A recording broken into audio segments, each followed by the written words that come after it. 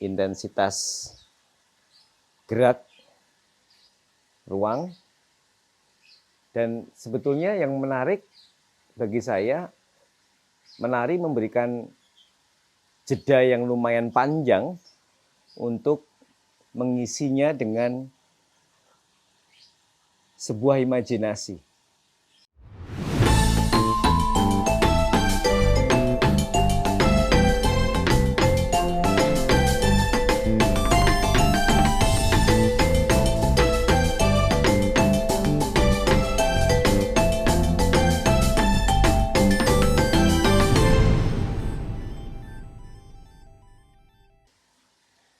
Assalamualaikum warahmatullahi wabarakatuh.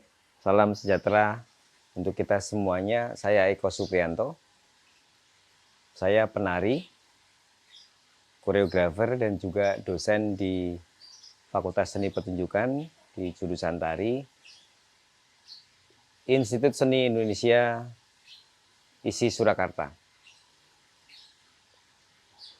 Menari bagi saya sebetulnya adalah sebuah ritual tentang bagaimana saya mengekspresikan diri, berkarya, dan juga memberikan apresiasi yang sedalam-dalamnya tentang tubuh, ruang, alam, dan tentang bagaimana sebetulnya hubungan saya dengan manusia yang lain, alam, dan juga dengan Tuhan. Yang terakhir bagi Tuhan ini, saya menari selalu berorientasi kepada bagaimana tubuh saya bisa memberikan apresiasi yang sedalam-dalamnya kepada intensitas nafas, intensitas gerak, ruang, dan sebetulnya yang menarik bagi saya, menari memberikan jeda yang lumayan panjang untuk mengisinya dengan sebuah imajinasi.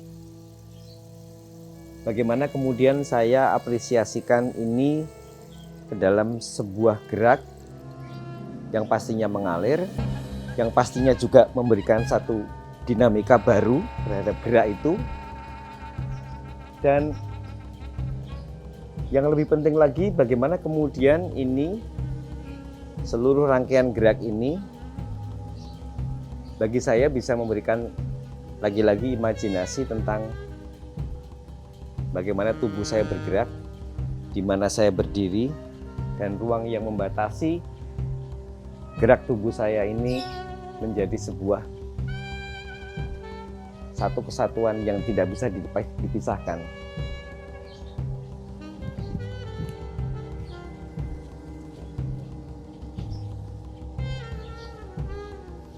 Dari kecil saya menari tradisi.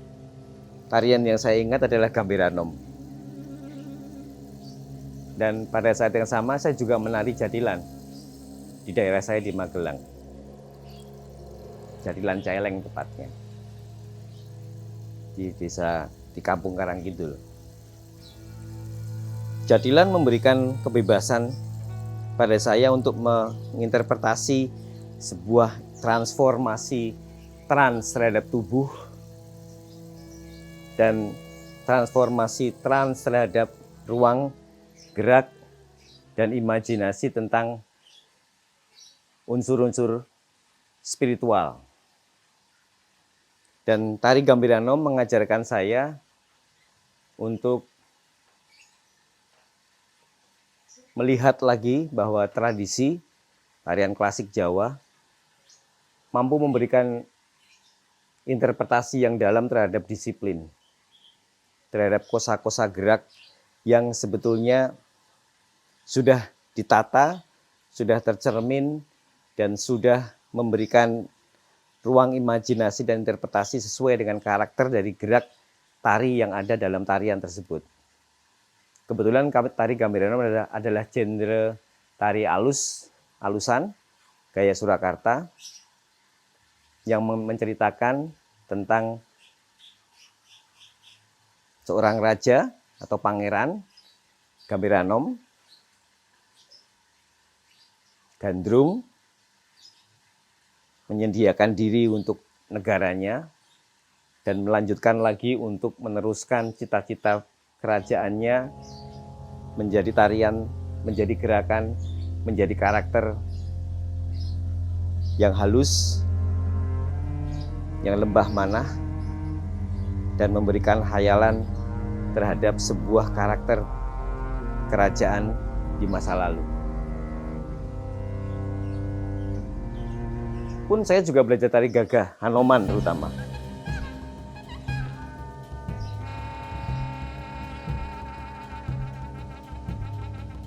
Gagahan dan juga tari putri.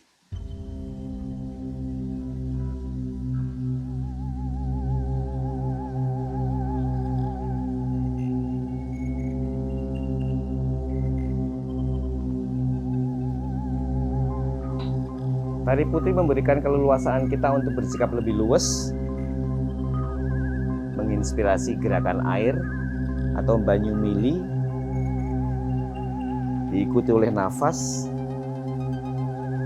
dan juga diikuti oleh karakter tarian yang sesuai dengan apa yang akan kita tarikan.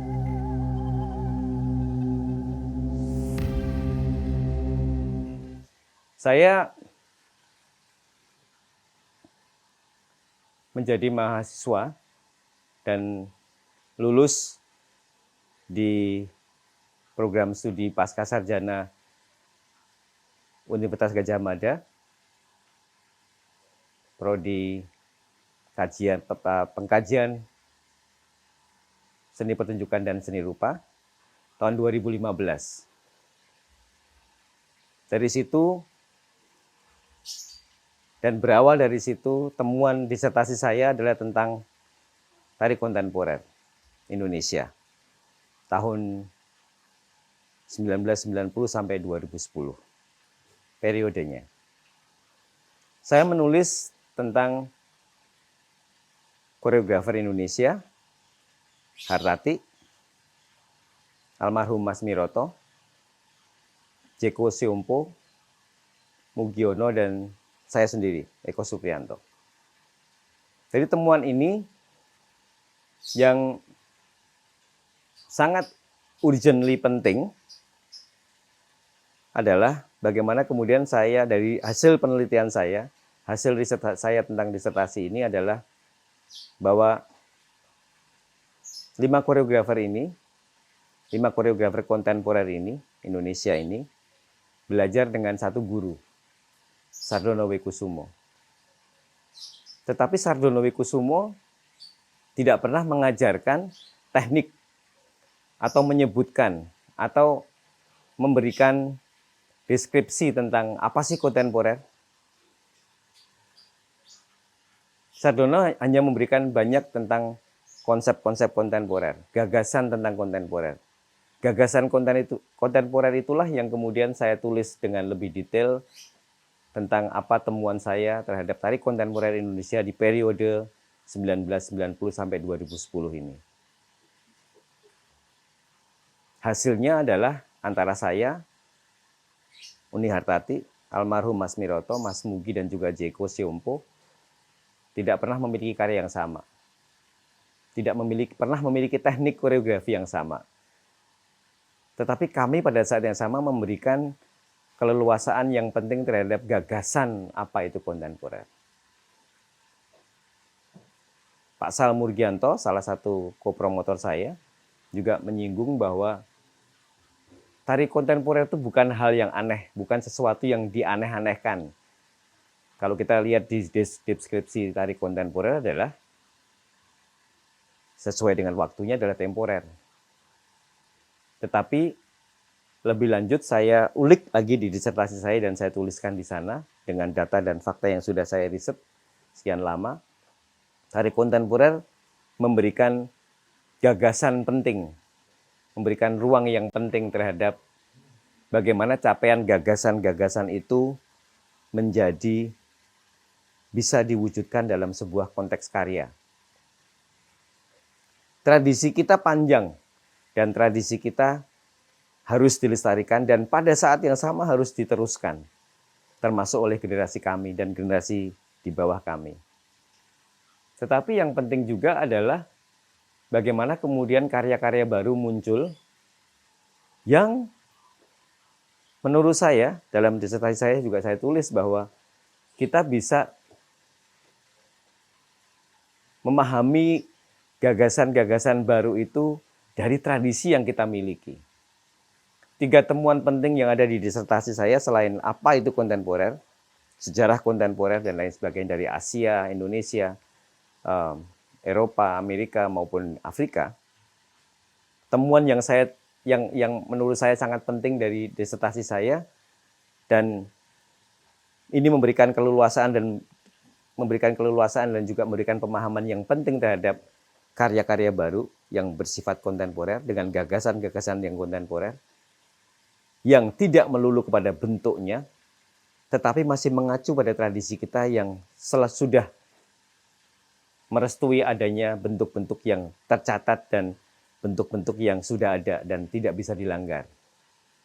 3 temuan ini adalah 3 R saya sebut. Dengan R yang pertama adalah revisiting atau mengunjungi kembali. Yang R yang kedua adalah re-questioning atau mempertanyakan kembali. Dan R yang ketiga adalah reinterpreting atau menginterpretasi kembali. Contoh yang paling nyata ketika saya satu saat di tahun 2011-2012 saya mendapatkan kesempatan untuk berkolaborasi dengan teman-teman dari Kamboja dan juga dari Thailand.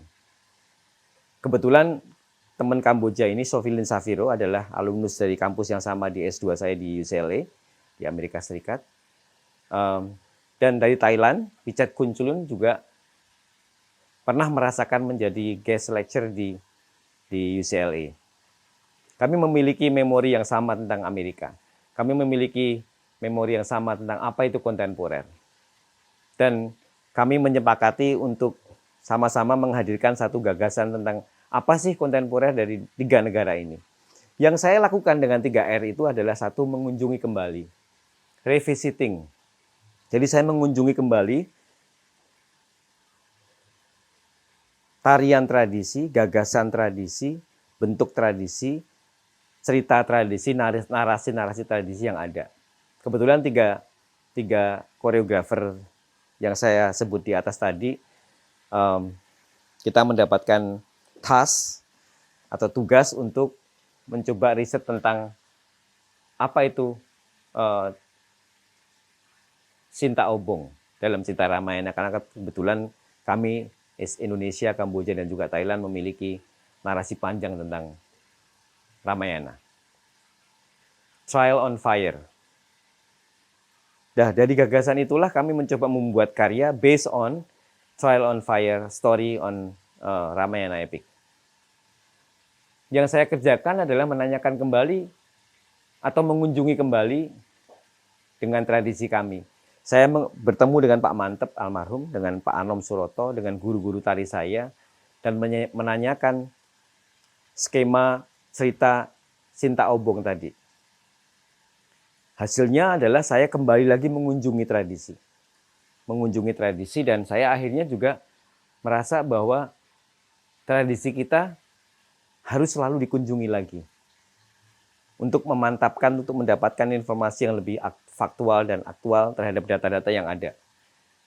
Dari narasi Pak Mantep almarhum dan juga Pak Anom dan juga guru-guru saya, Mas Wahyu Santoso Prabowo waktu itu, Mas Sentot dari Jakarta, Mas Hardono. Banyak sekali yang saya bisa kemudian mempertanyakan kunjungan saya tadi. Dan akhirnya saya kemudian tahap yang kedua adalah mempertanyakan, misalnya kapan saat ketika Rama akhirnya bisa membunuh Rahwana dan saat bertemu dengan Sinta. Dan dari situ pertanyaan itu kemudian muncul lagi, bagaimana kemudian kita bisa menanyakan tradisi kita. Apakah betul tradisi itu sangat klasik dan sangat adiluhung? Apakah kemudian ini bisa diteruskan dan dilanjutkan oleh generasi-generasi yang tidak mengalami masa-masa itu misalnya. Dan seterusnya, dan seterusnya. Dan tahap yang ketiga adalah menginterpretasi kembali. Sampai akhirnya kemudian saya mencoba menginterpretasi bahwa sebetulnya 3 tokoh Rama, Rahwana, dan Sinta yang ada dalam cerita Child on Fire atau Sinta Obong ini adalah sebuah kemarahan api kemarahan. Sebuah letupan-letupan kemarahan atau emosi antara Sinta yang pada saat yang sama ditanyakan kesuciannya. Dan apakah kemudian Rama adalah orang yang paling suci? Dan apakah kemudian Rahwana menjadi tokoh yang sangat jahat karena dia hanya mencintai satu wanita dan negaranya hancur, kerajaannya hancur, saudaranya mati semua? Apakah ini yang dinamakan dengan cinta yang suci? Apakah cinta yang suci juga terjadi terhadap Rama yang pada akhirnya juga menanyakan kesucian Sinta ketika kembali dari pelukan Rahwana dan diculik oleh Rahwana bertahun-tahun. Jadi dari 3R ini saya merasa bahwa tradisi kita sangat banyak. Tarian tradisi kita, tari-tari tradisi kita, atau kesenian kebudayaan tradisi kita sangat beragam dan sangat banyak. Tak terlepas kita lihat 17.000 sekian pulau yang ada di Indonesia yang pasti memiliki tradisi dan memiliki kekuatan identifikasi identis dari masing-masing konteks kulturnya sendiri. Yang menurut saya akhirnya 3R ini menjadi kunci bagaimana kemudian saya melanjutkan tradisi kami, melanjutkan budaya tradisi kita dengan mengunjungi terus, mempertanyakan terus, dan kemudian menginterpretasi terus menjadi sebuah karya-karya baru.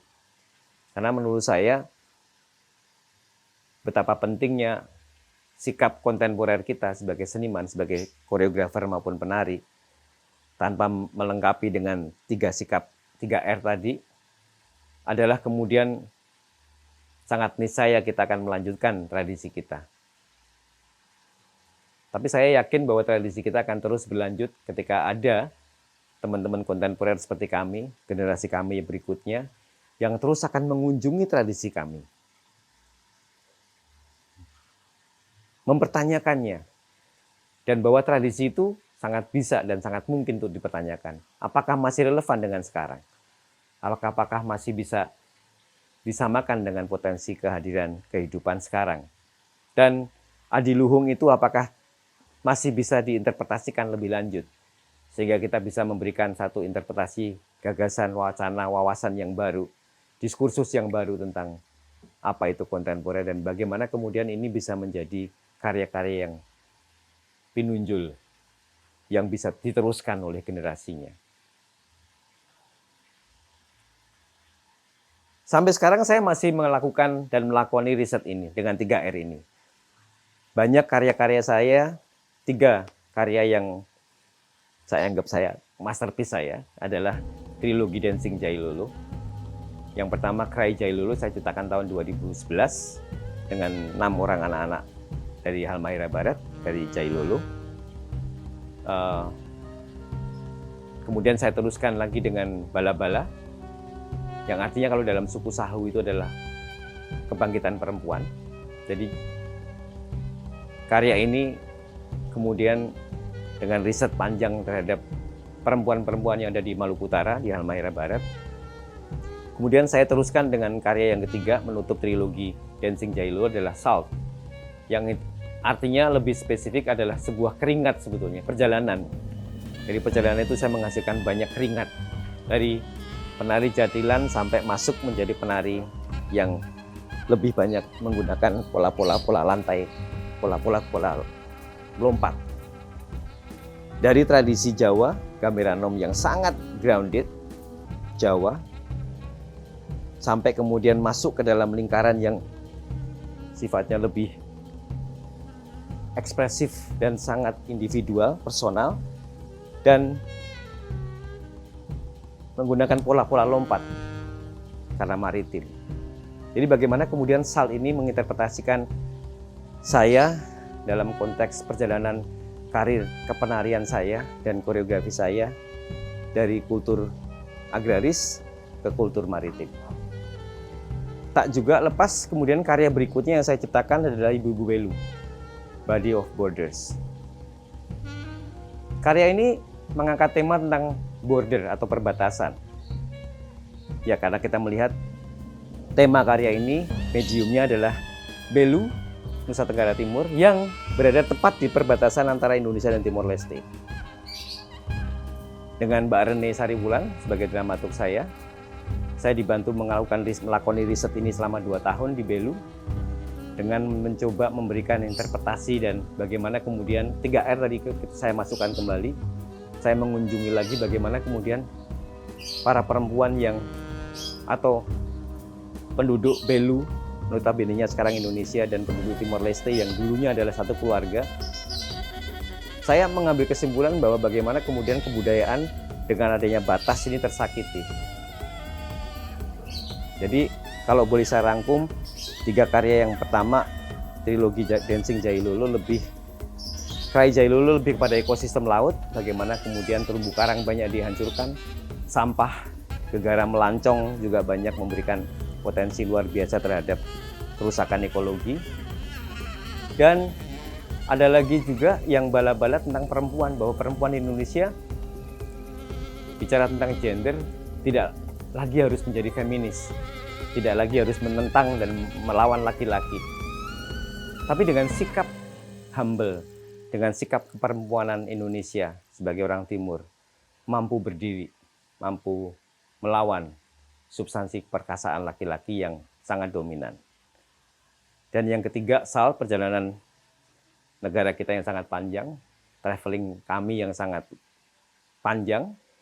Dan Ibu-Ibu Belu lebih kepada bagaimana sebetulnya batas itu menjadi sebuah tolak ukur yang sangat penting terhadap marwah kita sebagai orang Indonesia, marwah kita sebagai orang Timur, yang selalu dianggap, mengutip kata-kata Edward Said, orientalisme, bahwa kita selalu dianggap orang-orang terpinggir, orang-orang others, yang lain, yang eksotis gitu. Jadi 3 karya, 4 karya ini memberikan kontribusi luar biasa terhadap perjalanan saya setelah lulus dari UGM, dari PSPR, tentang bagaimana riset ini menjadi penting. Bagaimana sebuah penciptaan karya, sama seperti pengkajian dan penelitian tulisan, kami memberikan ruang yang luar biasa penting terhadap bagaimana kontribusi mencipta sebuah karya harus tetap didasari dengan landasan-landasan riset yang penting, dengan data dan fakta yang sangat nyata dan sangat bisa disuguhkan menjadi suguhan yang lebih akademis. Dan terakhir yang ingin saya katakan dalam konteks kontemporer pada saat ini, yang saya kerjakan adalah bagaimana kemudian karya tari kita atau tarian-tarian kita bisa memberikan ruang yang seluas-luasnya, bagaimana kita bisa duduk bersanding, duduk setara dengan karya-karya dari Barat, dari Eropa maupun dari Amerika, dengan mengedepankan, sekali lagi mengutip dari bukunya Edward Said tentang orientalisme, kita harus setara, kita harus satu tingkat, satu tempat untuk berbincang dan berdiskusi dengan tema-tema yang besar, dengan tema-tema yang global. Dan kontemporer ada di sini. Gagasan kontemporer ada di sini. Sikap kontemporer kita ada di sini. Bukan lagi pada bentuk. Tapi bagaimana sebetulnya diskursus global ini bisa menjadi platform yang penting untuk kelanjutan ekosistem tari kontemporer Indonesia, dan bagaimana juga tradisi kita terus masih bisa kita sikapi dengan 3R. Terima kasih dari saya.